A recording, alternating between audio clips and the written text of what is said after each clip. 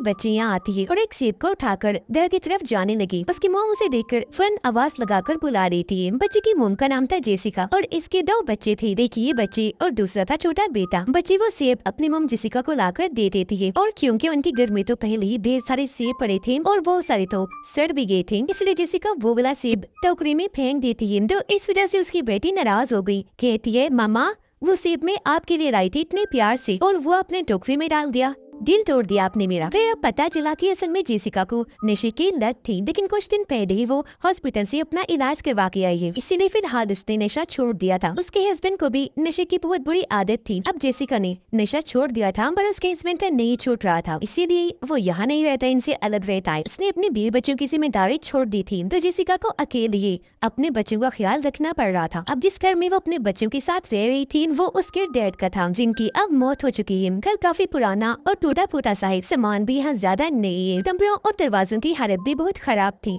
खास तौर पर स्टोर रूम के दरवाजे की। वो जब भी बंद होता तो अंदर से उसे खोला नहीं जा सकता था, इसलिए जब भी जेसिका वहाँ से कोई सामान लेने जाती थी तो वो दरवाजे के सामने कोई चीज रख देती थी ताकि दरवाजा बंद ना हो, या फिर अपना पैर ही रख के खड़ी हो जाती थी और दरवाजे को बंद होने से रोके रखती थी। क्योंकि ऐसा कई बार हो चुका था, जब भी वो कोई सामान लेने यहाँ आई तो अंदर ही बंद हो गई। पर क्योंकि पहले तो उसका हस्बैंड उसके साथ रहा करता था तो बाहर से वो दरवाजा खोलकर जेसिका को निकाल दिया करता था, लेकिन अब वो इनके साथ नहीं रहता क्योंकि वो खुद ही नशा छोड़ना नहीं चाहता। उसने हॉस्पिटल जाकर अपना इलाज करवाने से भी मना कर दिया था। उसे पता था कि ऐसी नशा करने की वजह से मैं अपने बीवी बच्चों के साथ नहीं रह सकता, तो दरवाजा बंद होने से अब जेसिका को खुद ही रोकना था। जेसिका सोचती है कि पैसे क्योंकि मेरे पास नहीं है तो ऐसा करती हूँ सेब से जैम बनाकर बेच दिया करूंगी, क्योंकि उसकी मॉम भी यही काम करके पैसे कमाती थी। उन्हें जैम की काफी अच्छी रेसिपी पता थी, लेकिन क्योंकि सेब गल रहे थे तो उनमें दाग लगी होने की वजह से ये आइडिया काम नहीं आता। अब उसे कुछ समझ नहीं आता कि क्या करूं, ऐसा कौन सा काम किया जाए कि मेरे पास ढेर सारे पैसे आ जाएं, क्योंकि मैंने अपने टैक्सेस देनी है,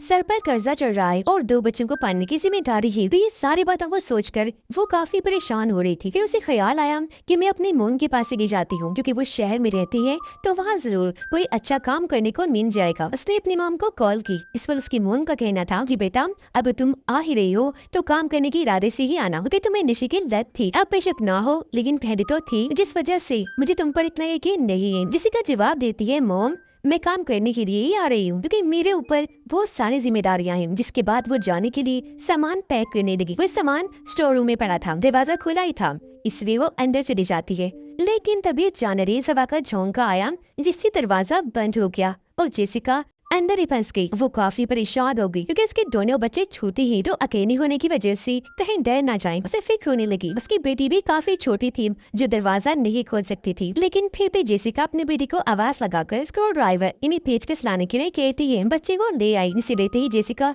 दरवाजा खोलने की कोशिश करने लगी, लेकिन काफी कोशिशों के बाद भी वो दरवाजा नहीं खुलता, क्योंकि जैसा कि मैंने आपको बताया वो सिर्फ बाहर से ही खुलता था। लेकिन तभी खुशकिस्मती से यहाँ उसका हस्बैंड आ गया।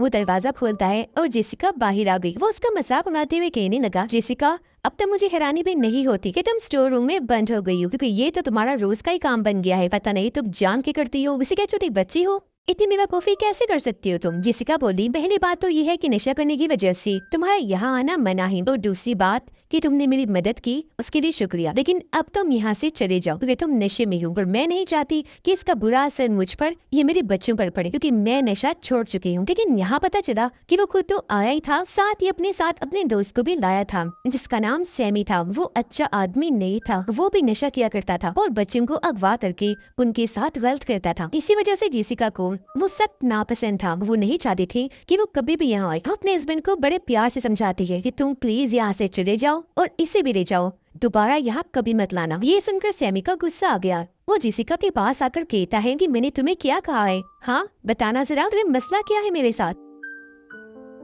ये कहकर वो जेसिका के हस्बैंड को उसके खिलाफ भड़काने लगा। कहता है कि तुम्हारी बीवी मेरे बारे में इतना गलत सोचती है, बहुत दुख हुआ। अब ये सुनकर उसका हस्बैंड सैमी की बातों में आ गया। वो जेसिका पे भड़क गया और उस पर बिलावजह गुस्सा करते हुए थप्पड़ मार देता है, क्योंकि गुस्सा उसे इस बात का भी था कि इसने नशा छोड़ दिया है तो अब ये मुझसे बेहतर बन गई है। लेकिन फिर भी जेसिका कहती है कि तुम चाहे जो मर्जी कर लो मेरे साथ, लेकिन फिर भी मैं यही कहूंगी इस सैमी यहाँ ना आए और तुम भी ना आओ जब तक तुम्हारा नशा नहीं छूट रहा, क्योंकि मैंने अपने बच्चों पर इसका बुरा असर नहीं पड़ने देना, उनकी अच्छी तरबियत करके उनका ख्याल रखना है, तो बस जाओ यहाँ से। ये सुनकर उसके हस्बैंड को गुस्सा आ गया। वो पहले उसे मारता है, फिर उठाकर स्टोर रूम में पटक कर दरवाजा बंद कर लेता है और वो बेचारी अंदर ही बंद हो गई। उसका हस्बैंड उसे हर चीज का जिम्मेदार कहता है कि आज हमारे जो हालात है वो तुम्हारे डैड की वजह से, क्योंकि उन्होंने हमारे लिए कोई पैसा नहीं छोड़ा। वो रो रो कर कहती है कि प्लीज गुस्सा थूक दो और मुझे यहाँ से बाहर निकालो, लेकिन उसके हस्बैंड ने दरवाजा तो बंद किया ही था, साथ ही आगे बोर्ड लगा दिया था ताकि दरवाजा टूट भी ना पाए। वो उसकी मिन्नतें करने लगी कि प्लीज सैमी को मेरे बच्चों से दूर रखना। अब जेसिका चाहती थी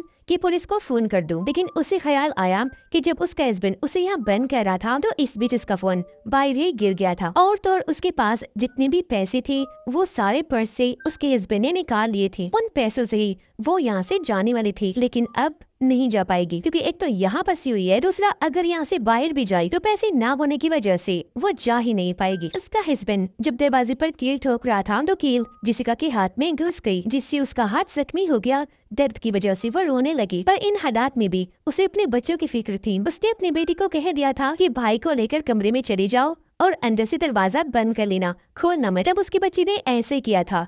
वो अपने भाई के साथ कमरे में थी। फिर थोड़ी देर के बाद जब उसका हस्बैंड और सैमी यहाँ से गए तो बच्ची बाहर आई, कहती है मम्मा भाई रो रहा है, उसे शायद भूख लगी है, तो आप कब बाहर आएंगी? जेसिका रोते हुए जवाब देती है मेरी बच्ची माफ करना, मैं तो आना चाहती हूँ लेकिन यहाँ फंस चुकी हूँ। तुम ऐसा करो बाई के पास जाकर बैठ जाओ, वो रोना बंद कर देगा। अब वैसे तो उसकी बेटी काफी छोटी थी लेकिन समझदार थी। जेसिका उसे कहती है बेटा मेरा फोन ला कर दो। बच्ची सवाल करने लगी मॉम लेकिन आपने अंदर फोन का क्या करना है? ये सुनकर जेसिका को थोड़ा गुस्सा आया कि वो इस वक्त में सवाल कर रही है, लेकिन फिर अपने गुस्से पर काबू पाकर उसे समझाती है कि मैंने मेरी जान कॉल करनी है। तब बच्ची फोन लाकर उसे नीचे से पकड़ा देती है जहाँ छोटी सी जगह थी। जेसिका मोबाइल लेकर हेल्पलाइन पर फोन करने का सोचती है मदद के लिए, लेकिन यहाँ सिग्नल्स नहीं आ रहे थे इसलिए कॉल नहीं होती। वो ऐसे ही परेशान बैठी रही क्योंकि उसका घर भी ऐसी जगह पर था जहाँ दूर दूर तक कोई और घर नहीं था, तो आसपास से मदद आने की तो कोई उम्मीद थी ही नहीं। अब उसकी बेटी कहती है मामा मैंने वॉशरूम जाना है, आज आई ना बाहर। जेसिका कहती है मेरी जान मैं कैसे आऊँ, फंसी हुई हूँ, आप ऐसा करो खुद ही चली जाओ वॉशरूम। जिस पर बच्ची जवाब देती है नहीं मामा मैं यही रहूंगी, आपसे दूर नहीं जाना चाहती। इसी वजह से वो वहीं बाहरी यूरिन कर देती है, लेकिन ऊपर कमरे में उसका छोटा भाई भी था। उसका डायपर बदलने का वक्त हो चुका था। जेसिका उसे समझाती है कि कैसे डायपर बदलना है, तब बच्ची अपने भाई के पास गई और ये काम भी काफी अच्छे से कर लेती है। रात हो गई, मौसम खराब था तो बिजली की आवाज से बच्ची को डर लग रहा था। अब उसका भाई तो सो चुका था लेकिन बच्ची नहीं, वो दरवाजे के पास ही आकर लेट गई। जेसिका उसे हौसला देती है मेरी बेटी मैं यहाँ से बाहर आ जाऊंगी तो तुम डरना मत, ओके? जिसके थोड़ी ही देर के बाद उसकी भी आंख लग गई। जेसिका सोचती है क्यों ना मैं दरवाजा ही तोड़ दूं। वो आसपास ऐसी कोई चीज ढूंढने लगी, इसी दरवाजा टूट जाए, लेकिन वहाँ ऐसा कुछ नहीं था। अब रात ऐसे गुजर गई। सुबह उसकी बेटी कहती है मम्मा मुझे और छोटे को भूख लगी है। जिस सुनकर जेसिका उसे स्टोर में पड़ा हुआ जैम देती है। बच्चे वो खाकर अपना पेट भरते हैं और वो खुद भी इसी पर गुजारा करती है। उसे उम्मीद थी कि आज मैं यहाँ से निकल जाऊंगी, आज मेरा हस्बैंड आ जाएगा, उसका गुस्सा ठंडा हो गया होगा, लेकिन आज के दिन में वो नहीं आता। वो अब यहाँ रुक नहीं सकती थी, कैसे भी करके उसे यहाँ से निकलना था क्योंकि बच्चे भी अकेले होने की वजह से परेशान थे, उन्हें अपनी माँ की जरूरत थी। उसका बच्चा रोने लगा। जेसिका उसे कहती है जाओ भाई को चुप करवाओ और जब वो शांत होकर सो जाए तो यहाँ दोबारा आना, मुझे तुम्हारी मदद चाहिए। बच्चे को चुप करवाने के बाद बच्ची वापिस आ गई। जेसिका उसे कहती है बेटा कुछ ऐसा लाओ जिससे मैं दरवाजा या फर्श को तोड़ सकूं। अब वो बच्ची थी, उसे कोई ऐसी चीज नहीं मिलती, लेकिन अपनी तरफ से वो कुछ न कुछ लाने लगी, कभी लकड़ी, कभी खिलौना, तो कभी चम्मच कांटा वगैरह। ये देखकर जेसिका को बहुत गुस्सा आया।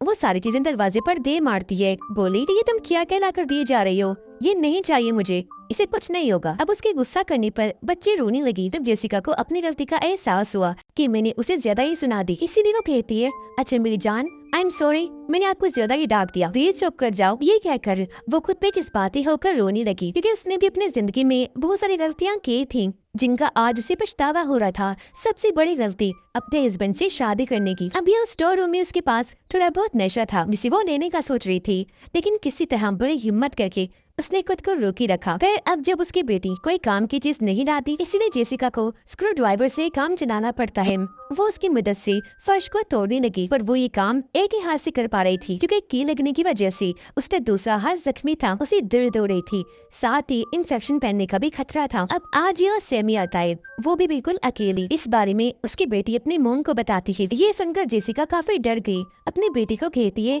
बेटा जल्दी से कमरे में चली जाओ, दरवाजे को अच्छे से बंद कर लेना और खोलना मत। बच्ची ने ऐसे किया, लेकिन अब वो खतरनाक आदमी यहाँ आ चुका था जिसका डर जेसिका को बहुत था। वो आते ही जेसिका का मजाक उड़ाने लगा। वो कहती है, लेस दरवाजा खोल दो ना, पर वो मना कर देता है कि नहीं, मैं किसी के घरेलू मामलों में दखल अंदाजी नहीं करता। ये सुनकर जेसिका समझ गई कि ये यहाँ किस इरादे से आया है, उसके बच्चे को नुकसान पहुँचाने। वो काफी घबरा गई, उसे यहाँ से जाने का कहती है और ये भी कि मेरे बच्चों से दूर रहे, पर वो नहीं जाता। तब यह मजबूरन जेसिका उसे कहती है कि मेरे पास यहाँ मेरे हस्बैंड का दिया हुआ कुछ नशा पड़ा है, अगर तुम वादा करो कि तुम यहाँ से चले जाओगी और फिर दोबारा कभी नहीं आओगी तो मैं ये तुम्हें दे दूंगी। जिस पर सेमी मान गया, कहता है ठीक है मंजूर है, ये शर्त लाओ, अब दो मुझे वो नशा। लेकिन जेसिका को उस पर भरोसा नहीं था। वो कहती है, मैं यहाँ फंसी हुई हूँ, दरवाजे के पास नहीं आ सकती, तुम ऐसा करो अपना हाथ आगे करो, मैं तुम्हारे हाथ पर रख देती हूँ। अब सेमी भी चालाक था, उसे शक हो रहा था तो वो मना कर देता है, लेकिन जेसिका उसे मजबूर करती है और वो अपना हाथ अंदर करता है। जैसे हाथ अंदर आया,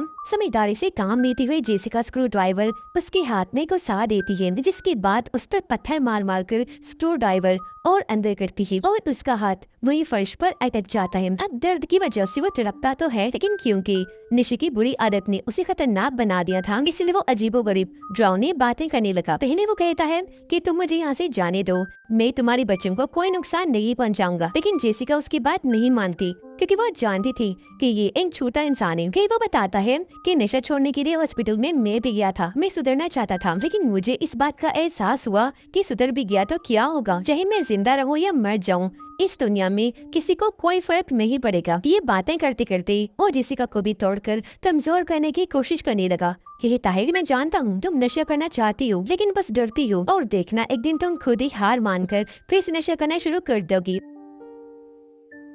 ये सुनकर जेसिका रोने लगी क्योंकि कुछ हद तक ये बात सच भी थी, पर वही चीज उसे महसूस नहीं होने देती। रात हो गई, ठंड भी काफी ज्यादा थी, लेकिन जेसिका अभी तक उसका हाथ आजाद नहीं करती। जैसे ही सुबह हुई, उसकी बेटी वहाँ जेसिका के पास आने लगी। जब इस बारे में उसे पता चला तो वो चिल्लाकर कहती है, क्यों आई हो यहाँ, जाओ यहाँ से। क्योंकि वो जानती थी कि बेशक वो यहाँ फंसा हुआ है, लेकिन उसमें अभी भी इतनी ताकत है कि वो बच्ची को पकड़ लेगा। लेकिन क्योंकि वो बच्ची थी और पूरी रात माँ के बगैर अकेली थी, तो इस बार वो नहीं जाती, बल्कि जेसिका के पास आने लगी और तभी उसी सेमी पकड़ लेता है। जेसिका काफी घबरा गई, उसके पास लाइटर था तो अपने बच्चे की जान बचाने के लिए वो वहाँ आग लगा देती है। आग में जैसे सेमी का हाथ जला, वो उसकी बच्ची को छोड़ देता है और दर्द से तड़पने लगा। अब जब जेसिका ने देखा कि इस साथ में तो मैं भी जलकर मारी जाऊंगी, तो उसने जल्दी से कपड़ा लेकर आग को बुझा दिया। पर अब सेमी को होश नहीं था, ऐसा लग रहा था जैसे वो मर चुका हो। अब यहाँ जेसिका इतना टूट गई थी कि वो नशा लेने का सोचती है, जिससे शायद उसका दुख थोड़ा कम हो जाए। इससे पहले वो ऐसे करती,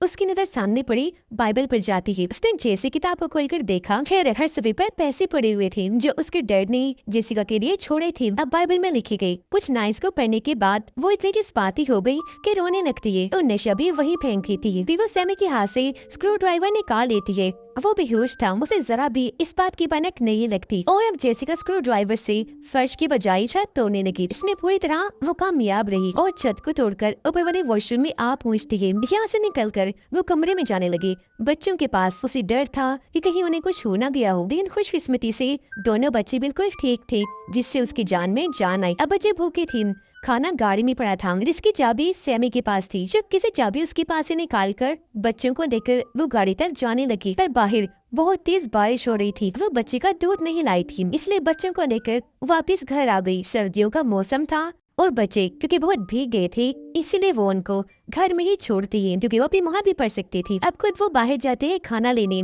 गाड़ी से खाना नीचे गिर गया था।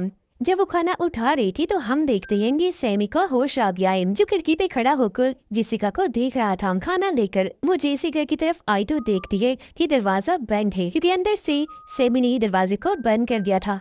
वो काफी डर गई क्योंकि उसके बच्चे अंदर फंस गए थे जिन्हें सैमी नुकसान पहुंचा सकता था। अब फिर भी वो जैसी तैसी घर के अंदर आ गई। वो जब कमरे की तरफ भागी तो देखती है कि सैमी ने बच्चों की गर्दन पे चाकू रखा हुआ है और जेसिका को वो धमकाने लगा। वो उसे काफी समझाती है कि मेरे बच्चों को छोड़ दो प्लीज, ये तो मासूम है, इनका क्या कसूर है। पर वो एक नहीं सुनता क्योंकि बच्चों को मारने का ठान चुका था। इससे पहले वो ऐसे करता। यहाँ उसका हस्बैंड आ गया जिसने हाथ में गन पकड़ी हुई थी। गन पॉइंट करके वो सैमी से अपने बच्चे को छुड़वा लेता है, जिसके बाद सैमी यहाँ से भाग गया। अब उसके हस्बैंड को स्टोर रूम में पड़े वो पैसे और नशा मिल जाता है जिसे वो ले चुका था। फिर वो जेसिका को कहता है कि तुम भी मेरे साथ चलो। अब वो सोचती है कि अगर मैंने इसे इनकार किया तो इसका दिमाग फिर से खराब हो जाएगा, ये मुझे मारकर दोबारा से स्टोर रूम में बंद कर देगा। इसीलिए वो उसके साथ जाने के लिए मान गई, इस इरादे के साथ कि बाद में जैसे तैसे बच्चों को लेकर यहाँ से भाग जाऊंगी। वो बहाने से अपने हस्बैंड को बाहर गाड़ी में भेजती है खाना लाने और चुपके से उसके सैंडविच में बेहोशी की दवाई मिला देती है। वो सैंडविच खा लेता है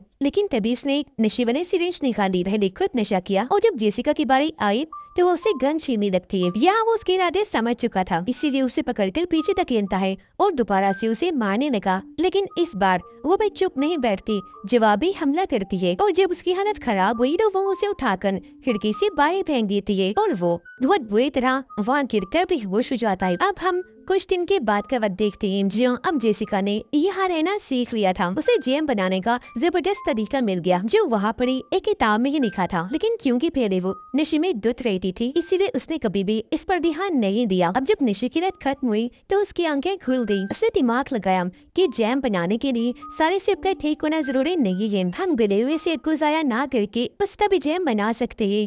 वो गला हुआ हिस्सा अलग करके सब कुछ ठीक हो गया था। घर की हालत भी अच्छी हो गई थी और जेसिका ने भी खुद को काफी बदल लिया था क्योंकि उन्हें अब पैसों की कोई तंगी नहीं थी। जैम का बिजनेस काफी अच्छा चल रहा था और वो अपने बच्चों को काफी अच्छे से पाल रही थी। अब ये कहानी हमें सिखा रही है कि नशा एक बुरी आदत है, इतना खतरनाक है कि हमें इससे हमेशा दूर रहना चाहिए क्योंकि नशा करने वाले इंसान को कोई होश नहीं होती कि क्या अच्छा है और क्या बुरा। उसी मैसेज के साथ ये फिल्म इधर ही खत्म हो जाती है।